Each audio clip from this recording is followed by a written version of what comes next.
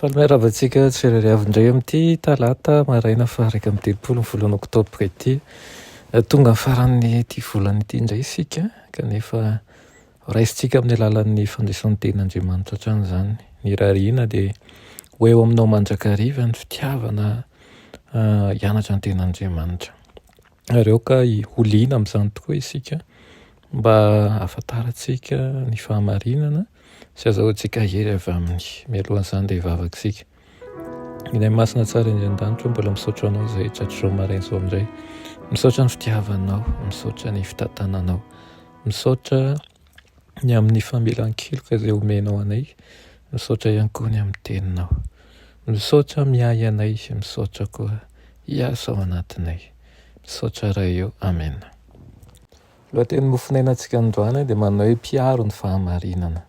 Nalaina amin'ny Jaona 1:7 manao hoe fa ny lalàna dia nomena tamin'ny alalan'i Mosesy, fa ny fahasoavana sy ny fahamarinana kosa dia tonga tamin'ny alalan'i Jesosy Kristy.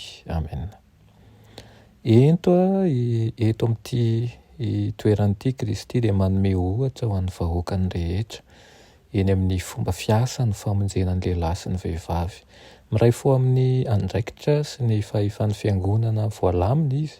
Ny fitahiana dia natao ho raisina amin'ny alalan'ireo mpanompo izay nitendreny. Koa dia mifandray tamin'ny fantsona izay entina mandrotsaka ny fitahiany taranak'olombelona noho izany. Na fianao fanampo teo am-panaovana izay no heveriny fa mety aza i Paoly dia tsy nampihena ny fahamelohany, tsy akory ny nanenjehana ny olona masina. Rehefa nampahafantariny fanahy masina azy ny asany feno alozana, tsy maintsy nianatra tamin'ny mpianatr' Jesosy izy. Fantany izao fa i Jesosy ilay no heveriny ho mpisandoka tao anatin'ny fahajambana iny no tompo sy fototra horean'ny fivavahan'ny vahoaka izay voafidy manontolo hatramin'ny andron'ny Adama sy mpandefa ny finoana. Mpiaro ny fahamarinana izao no ahitany an'i Kristy, ary mpanatanteraka ny faminaniana ihany koa.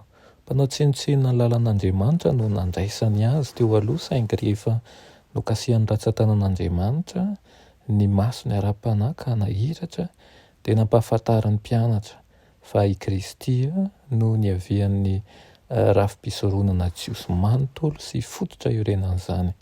Tafahoana teo amin'ny nahafatesan'i Kristy ny tandindona sy ny tena izy, ary ny aro ny lalàny rainy no tanjona mazava nahatongavany teto amin'izao tontolo izao.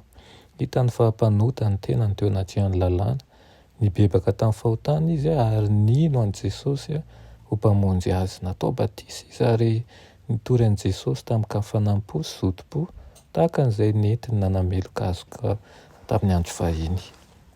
Misy foto-kevitra manan-danja lehibe ho antsika ao amin'ny fiovahampon'i Paoly, izay tokony ho tsaroantsika mandrakariva, tsy maneho ny fankasitrahany, ny fanandramana na ny fomba fivavahana ilay mpanafitra an'izao tontolo izao, raha tsy amin'ny alalan'ny fiangonana izay voalamina sy eken'izao tontolo izao. Ny riana dia ho tahaka ny Paoly ihany koa sika, tsapa ny fahalehibiazan'Andriamanitra, hiverina io aminy, hiala amin'ny ratsy rehetra atao, ary koa hiaiky ihany koa fa Andriamanitra Jesosy Kristy rerehany no lalana sy fahamarinana ary fiainana. Raha ny mahalala tsara indrindra mbola misaotra anao ny amin'izany teninao izany amin'ity maraina ity. Ianao tokoa ilay mpiaro ny fahamarinana, ambaranao eo amin'ny soratra masina fa ianao ny fahamarinana, ianao ny lara rainao ny fiainana. Mangataka aminao izahay mba hiasan'ny fanahinao masina ka ho tahaka ny Paoly iny tsirairay avy, atsapa ny sy fahamendrena teo aloha, ary hanana fandavan-tena sy fanetretena lalina ho an'ny fanarahana anao. Anaran'i Jesosy, amen.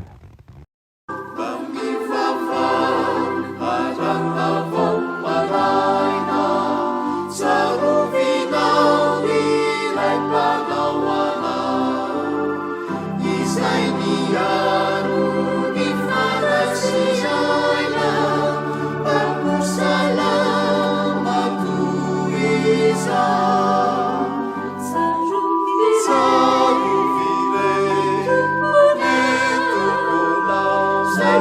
Alleluia.